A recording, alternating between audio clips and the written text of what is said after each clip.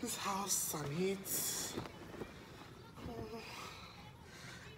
need calling before I even start doing this one. Faut laisser les gens, oh, faut laisser les gens. Le way la waka, danse le fait. Tu as vu le cash, danse. Hey y'all, welcome back to my channel. It's Heady G. Heady G, don't come again. If you're new and everything, you just come to my channel. Go ahead and hit that subscribe button right now as I'm talking. Hit that subscribe button. Hit the like button. Hit the bell, the cow bell. What is it? Horse bell or cow belly? Hit that button. Today, I'm gonna do a video based off of just tips. You know, some tips I've picked on the past 19, 18, 17, 12. Kidding. Past years, that I've experienced in this African household.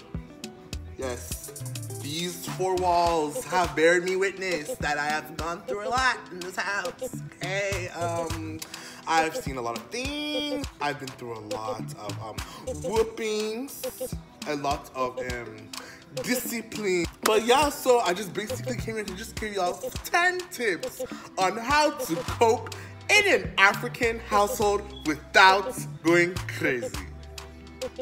Let's jump into this. One of the major things you're gonna face in an African household is opposition from your parents.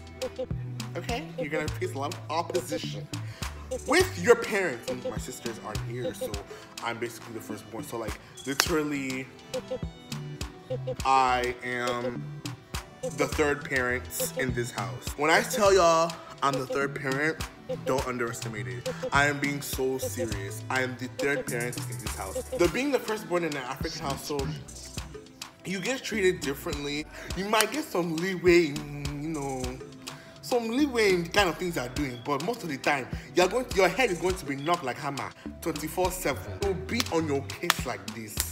Because basically, especially in the African community, the firstborn is like the cornerstone of the family. So like when the parents are gone, they push everything onto you. They give everything to you. Now your responsibility. And I'm pretty sure it's like that in other households. It's just like in African households, they really highlight that like the firstborns, they don't play with firstborns at all. They don't play with firstborns. So yes, you're gonna face a lot of opposition. You're gonna face a lot of criticism. Even unwanted outside sources, they will criticize. Criticism that you did not even ask for it, they will still give it to you, whether you ask for it or you don't ask for it. Involuntary, they give it to you. So basically, the way to cope with the criticism and the opposition in the house, just from my experience, I realized that when you try to like justify yourself, let me tell you something, justification is not always the correct way to go with these African parents. You have to be very careful with African parents because you say one wrong word to them and your head is cut off. You have to be very, very careful. It's not everything they say one thing to you, you say back. No, that will even make the matter worse. Like, I'm being so for real. Like, most of the time, silence kills it. Like, silence is the top remedy with these African people. Like, it's the top remedy. When you don't even reply to them, yes, they will get angry still. They will say, don't talk back to me. But then you will talk back by not even replying. They will say, why you're not talking back? Like, whether you talk back, whether you don't talk back, like, literally, you're gonna face criticism regardless. So like silence is like one of the top factors in winning your battles with African parents in the house. Even when it comes to like simple things, like let me give y'all a scenario basically. So say my mom tells me to come wash the dishes, right? Okay. So I come downstairs and I wash the dishes, correct? I wash the dishes. So then after I'm not washing the dishes, somebody else comes, maybe some other people come, my brothers or something, come and eat and leave their plate in the sink. Okay, correct. So after that, she will come back to the kitchen, she will look at the kitchen, she'll look at the sink, she'll say that it will look like nobody did the dishes. When she was not examining you when you were doing the dishes. She was in her room doing prayers. You did not know that she was going to come out when you've already finished and people have now placed new place for someone to wash in the sink. So then she'll come up to you and she'll be like, oh, why did you not wash the dishes? I not tell you to wash the dishes, why did you not wash the dishes? And you'll be like, oh, I know, I did wash the dishes. And then she'll be like, there are dishes in this thing, you're telling me that you wash dishes. Come on, you stop lying to me.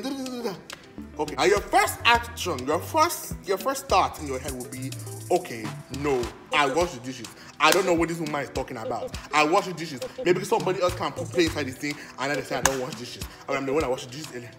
Listen, in that situation, you don't say anything.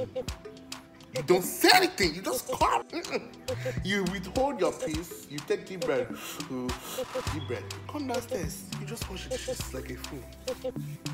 Oh, I did not wash the dishes. Okay. Wash the dishes. Everything. Finish. Put the dish there, walk you away. Because when you start to oppose, that is when World War III will start in the house. That is when fight, arguments. Confused. You'll be saying, hey, I don't do anything in this house. I can't wait to leave this house. Yeah, because of it. When you come back, they will come back with you full force. They don't hesitate. They don't hesitate to come back with full force. They will come back at you with full force. Times 5, 7 folds. 20 folds, like literally, like stuff like even that scenario I just gave y'all, I've been through that exact scenario. Like, there's no hidden, like, you know, that's literally how it is in the house. So like, yes, silence and withholding your peace. 2 big factors. That's the main 2. Silence and holding your peace. Number 3 is prayer. Hey, when you have God by your side like this, you have like a sense that someone is backing you up. Like, no matter the situation, like, it just gives you some type of relief where you don't even, like, by the time you think about it, you don't even feel like it's worth it to argue back. Like, you're just like, whatever, fine. Like, it doesn't really matter. It won't push you that much, you know. So yeah, that's another thing. Prayer, having God. Number 2, prayer.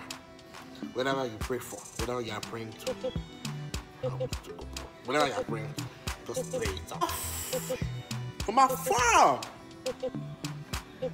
Okay. Basically, just overthink everything. I'm meaning that, like I said earlier before, when you pray and you're praying it out, but you come to the realization, you're just like, there's no point of even arguing. Like, there's no point of arguing with them. Let them think whatever they want to think. Let me just do whatever they want me to do. Get me, do quick, get out, you know?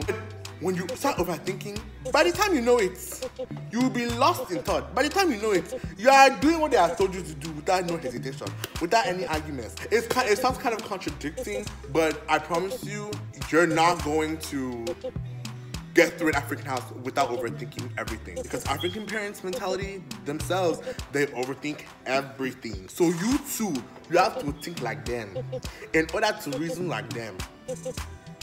Yes, in order to reason like them. Because if you're not thinking like them and you're not reasoning like them, you become a fool. Yes, you'll be acting stupid. You'll be acting like a dumb person in the house. The number 5 thing about living in an African house. Get to know your parents. Let me tell y'all. A lot of people think that knowing that they know, yeah, I mean, like, if you ask somebody, do you know your parents? They'll be like, I mean, like, yeah, like I did. No. Do you know your parents? Study your parents. As in study, like your father, your mother. You study them. You know the things that will provoke them. You know the things that will not provoke them. You know the things that will make them happy. You know the things that will not make them happy. You know the things that they will start making mouth about. You know the things they will just keep quiet. Like, literally, it's like people over-dramatize. I feel like some people over-dramatize it. Like, my parents are like not, like, they're dramatic. Best believe that one. It's like they're not like overdo, like, okay, wait. They just don't like go exceeding beyond the limit. That means like they don't exceed the limit sometimes, but majority of the time they do not exceed the limit. It boils down to you just simply understanding your parents. Literally, if you just sit, like, there's some things that if somebody tells me like, oh yeah, I told my mom this and and she didn't even care, I would listen to it. I'd be like, if that was my mother, I know how maybe she'll be angry about it, or maybe she wouldn't even care about it. Like, there's some things that you have to just know simply. Get to like know like how they grew up. A lot of reasons why a lot of African kids are like suffering, like miserable, like dead miserable in the house, which is every African child because I can't understand. But there are some like they over dramatize it, and they're like, oh, I want to kill her. Like, what? Like, it's not like it's bad, but it's not that bad. You feel me? Like it's not like you're boosting the situation. Literally, like get to know how they grew up. Like ask them stories about how they grew up when they were little and stuff like that. You will literally see their character traits, even the character traits you did not even know that they had. My mother, she told me that when she was younger, she wanted to do ballet. Ballet dancer. I can see my mom doing dance because she has to dance. But when it comes to ballet, if someone told me now, if I did not ask my mom that question, if someone told me that my mom wanted to do ballet when she was younger, I would have said no. I'm so serious. I would have said no. Just like when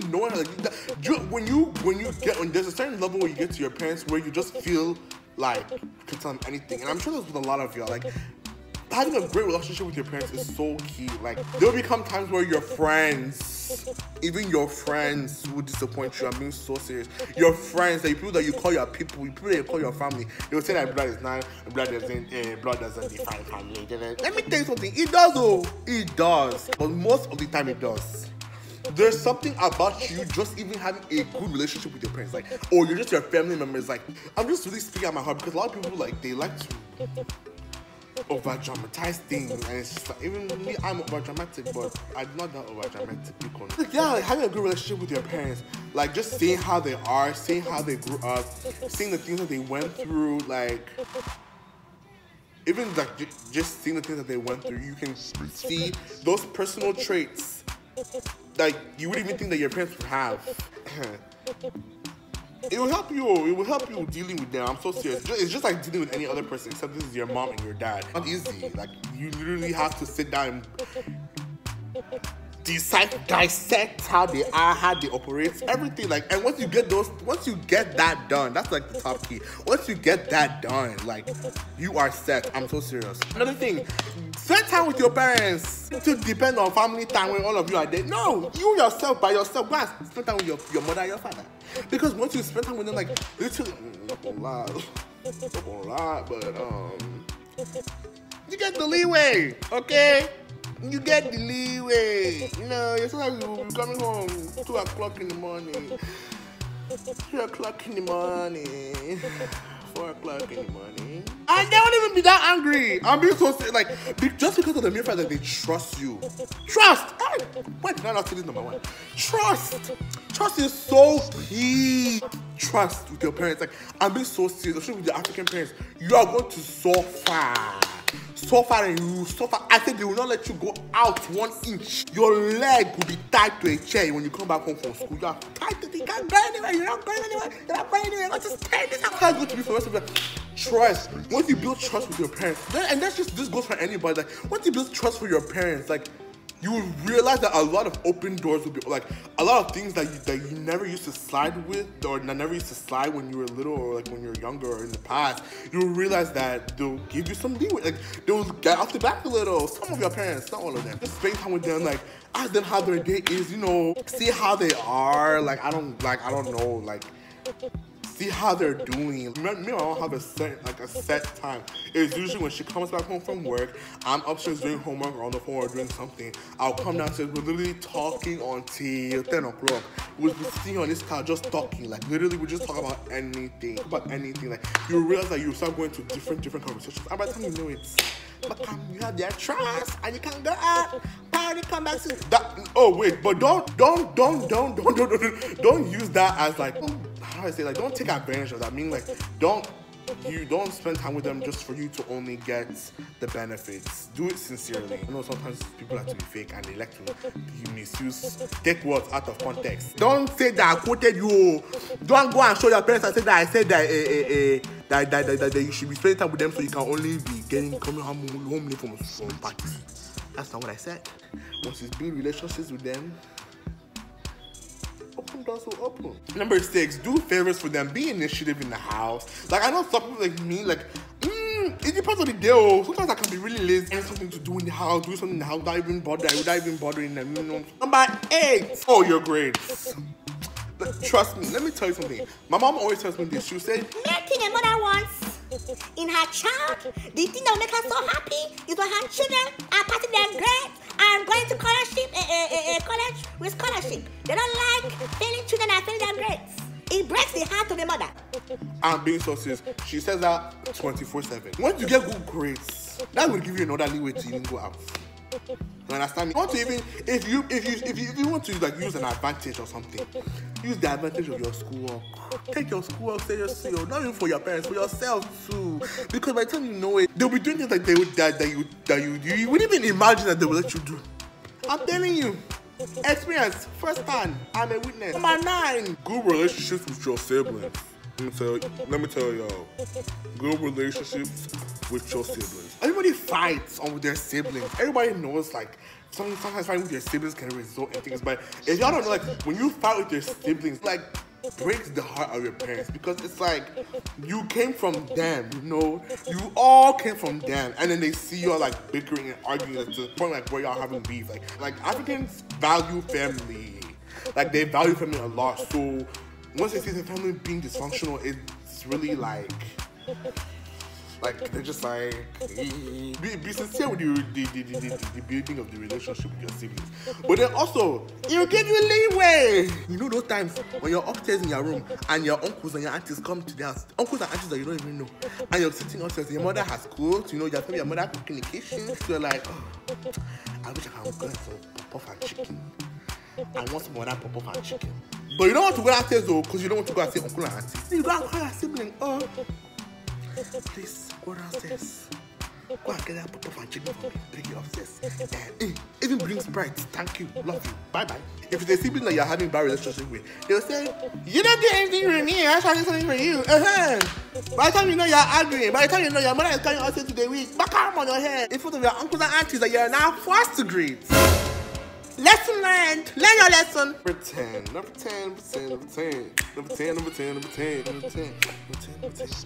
10 is putting your family before anything else. Honestly, for me personally, my standard or the way I look at life is God, family, friends, then myself. Like I'm always putting myself at the lowest because like I really don't.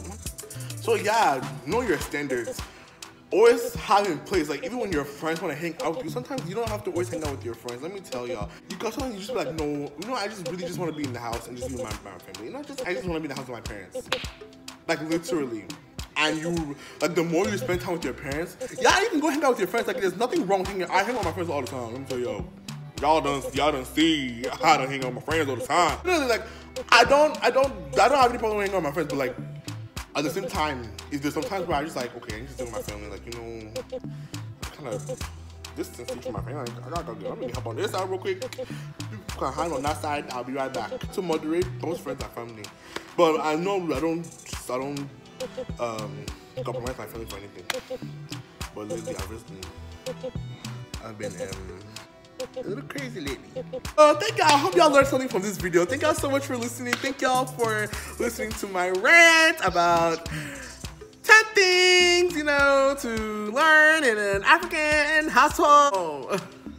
Let me tell y'all a little bit. These are just literally things I've written down, like things I've written down I have to work on. Like, I'm not even kidding with y'all. Thank y'all so much for watching. Don't forget to subscribe. Hit that subscribe button. Don't forget to like. Hit the like button. Don't forget to comment. So I like the comments. I like seeing the comments. You know, comment.